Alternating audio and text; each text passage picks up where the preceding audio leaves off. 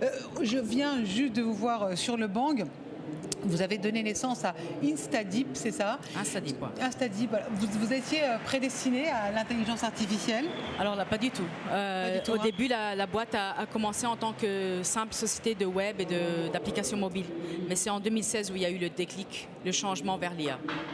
Dès 2016, donc c'est quand même, c'était vraiment dans, on n'en parlait pas autant que maintenant, j'ai envie de dire, en 2016. Ouais, en 2016, au fait, on a switché vers l'IA dès que finalement on a eu une nouvelle plateforme qui s'est mise en place, qui était pour que l'IA soit accessible aux gens normaux. Parce qu'avant, l'IA, c'était plutôt dans les laboratoires de recherche. Donc, une fois qu'on a eu cette plateforme qui est sortie, on a pu l'installer, on a pu la faire démarrer, on a lancé notre premier modèle, et là, on s'est dit, OK, on a quelque chose. Mais au fait, on est vraiment rentré à fond dans l'intelligence artificielle en février 2017, après avoir vu la réaction des gens dans le MWC, le Mobile World Congress. En quoi, moi, ça me touche, l'intelligence artificielle? À tout. Vous avez un assistant intelligent, Alexa, Siri, etc. Tout ça, c'est de l'intelligence artificielle. Le fait que si vous êtes dans un pays étranger et vous ne connaissez pas la langue, que vous pouvez écrire ou même prendre une photo d'un panneau, par exemple, vous pouvez avoir tout ça. Vous pouvez avoir la traduction live. C'est beaucoup de choses, en fait. C'est un outil qui peut être mis dans toutes les industries. C'est ça le succès d'Instadeep? C'est quoi la clé du secret? La clé du succès, je vous le dis dès que je sais. Au fait, je pense que le fait qu'on fasse notre propre recherche, c'est très important.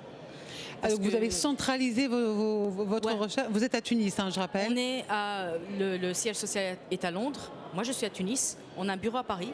On a des bureaux aux States maintenant, à Dubaï, à Lagos, Cape Town. Et votre centre de recherche?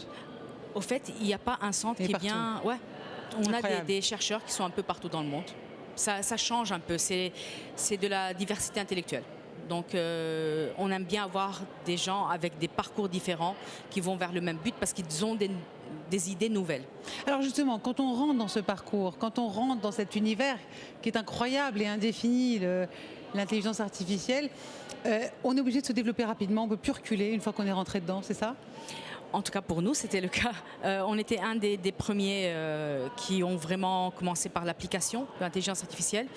Mais écoutez, ça dépend vraiment. Pour démarrer, c'est assez simple parce que, surtout quand tu démarres d'Afrique, il n'y a pas d'import, d'export, il n'y a pas tout ça. Tout ce qui est software est très simple.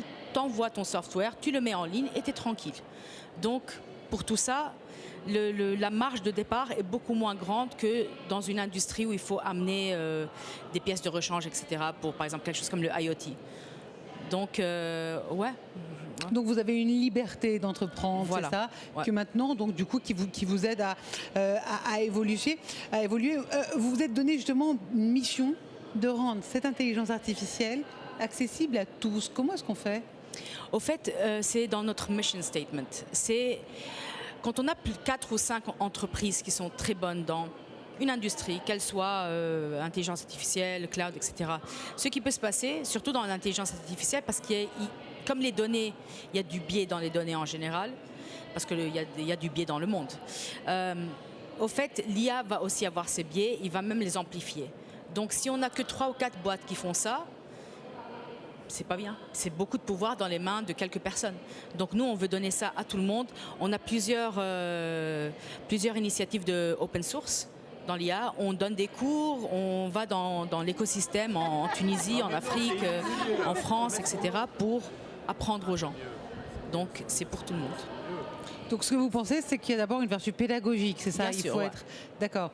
Et alors, du coup, moi, alors vous me dites que c'est un assistant, vous me parlez d'Alexa, mais qu'est-ce qui va améliorer ma vie? Déjà, là, on est dans plusieurs choses, en fait. Une des choses dans lesquelles on est maintenant, c'est la logistique. Donc, par exemple, on travaille avec Deutsche Bahn depuis des années. Et avec Deutsche Bahn, une des choses qu'on est en train de faire, c'est de voir comment le routage se fait des trains pour que ce soit plus efficace. Donc, par exemple, si un train est en retard de 20 minutes, ça va vous impacter. Si le train est pile poil à l'heure, ça va être cool. Donc, ça, c'est une des choses simples de tous les jours qu'on ne voit pas trop, mais qui peut vraiment changer la vie de quelqu'un. Et surtout en France. Ouais.